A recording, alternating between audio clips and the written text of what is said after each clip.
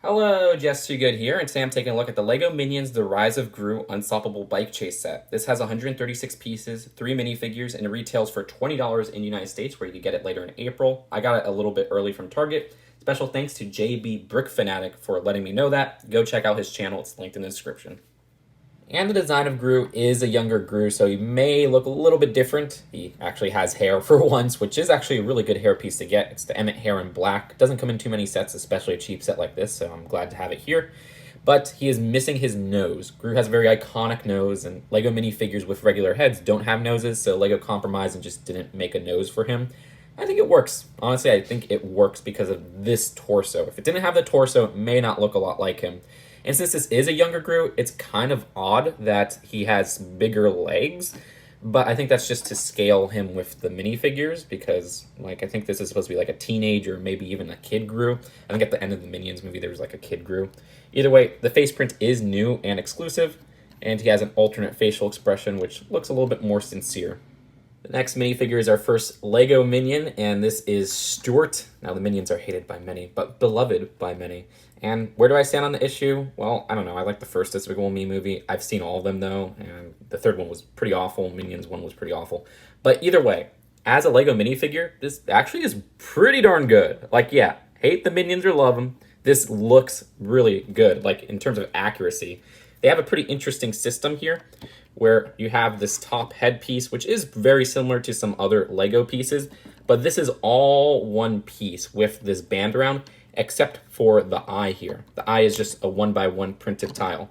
I like that because it makes it very LEGO-like, and it also makes it very accurate to the character. You got printing at the front there. This part is dual molded, printing at the top as well, and the stud. And this face print right here is actually exclusive to this set, as well as this eye design. It is cool because you get an extra of all of the Minions' eyes. And then this body piece right here is dual molded as well, where it has this blue part.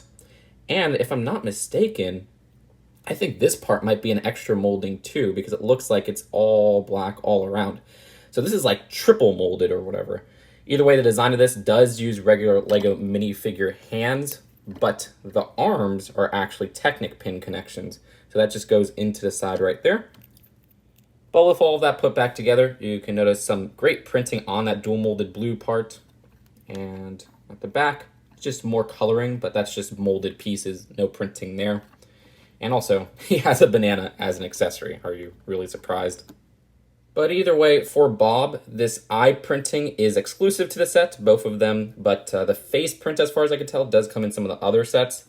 And this design of the torso, like I said, is the same as Stuart's. And if you want to see the piece arrangement, I'll break it down for you with Bob. There's a total of 8 pieces with the head, the body, the 2 arms, the 2 hands, and the 2 eyes. So the build of the set is the Unstoppable bike, but it splits into 2 parts where we have this little minion cart to the side. You could just disconnect that from this side of the bike here. So the Unstoppable bike on its own has a very homemade look. This design is also a little bit oversized if you put Gru in there. And you know what? I don't actually mind that. Usually I mind the oversized $20 bikes, but in scaling, this is something that should be oversized because Gru himself is a little bit out of scale. He is younger, but he uses the regular legs. And this is a homemade thing he made when he was younger, so I actually like that. And this design does use 3 stickers with 2 on these discs at the back wheel, and then 1 on this 2x2 circular tile. This arrangement right here can actually be moved up and down, but there's not much of a point to that. The handlebars don't connect with Gru, which is a little lame, but I actually like how they use the handlebar pieces in a different positioning. It's like a little bit of a side positioning that's kind of clever. The front does have some nice light designs, and there's not any like play feature or anything to that. There is a big kind of rocket engine at the back, so I could see this going really fast, since it's called the Unstoppable bike. Oh, and there's also these clips, which I put Gru's wrench on one of the clips on the side. The Minions Sidecar is actually a pretty cool build as well. I like how colorful and unique it looks, even keeping it at a simple piece count. I like the use of the smaller wheels at the side because that just reminds me of 90s Lego Town. There's these rocket engines at the back as well, and there's enough space to fit 2 Minions. I almost thought 3 because there's this front 2 stud arrangement, but if you have a Minion in the middle there, it's not gonna fit. But it's the 2 Minions on there, and you could blast them off with their little sidecar. Either way, that is it for the build of the set, all reattached. You can see it's actually pretty fun to push these two around. Ah, it fell off. But let's take a look at the packaging and then the final verdict. The box is a $20 thin box size. Oh my gosh, I love that for random licenses. It just makes me think back to 2013. We had the Lone Ranger that was that, which was the Komichi Cam. Also that Man of Steel $20 set.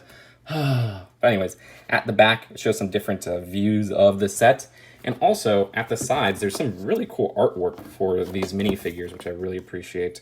Lots of nice box designs this year in 2020. As for the instructions, at the end, they do have a view of the other sets. And this one and the Bike Chase, I own both of them. And unfortunately, I think those are the only two that might come out this year. It seems like the other three might be delayed, but we'll have to wait and see. And at the back, it shows the Build-A-Minions. So overall, keep in mind, I like the Minions theme more than a lot of people because I just like cartoony Lego stuff in general. But with that being said, I think this is a set that a lot of people will pick up because it's 20 bucks and it has a lot of good value to it, where you get 2 Minions, you get Gru, and all of them have exclusive parts here or there, and the Gru minifigure only comes in this set, and he's a pretty iconic character, even if it is a younger version of him. He has some great pieces with that new torso print, with that new face print, with that great hairpiece in that coloring. And then the design for the bike feels very homemade. Usually I'm against $20 licensed bikes, but this feels like it's actually kind of a cool build. Like, I like how it feels like something a teen or a kid would make, which is the age of Gru in this movie. And it feels oversized because he is so young, so all of that makes sense. So I'd end up giving this one a B+. I actually really recommend it. If you're not going to get any of the other Minion sets, this is one of the cheaper ones that I do recommend picking up, just to try it out, see if you like it. If not, hey, you're $20 down the hole. Not a big deal. But that's it for now. Hope you guys enjoyed this video, and I'll see you guys later. Peace out. Bye.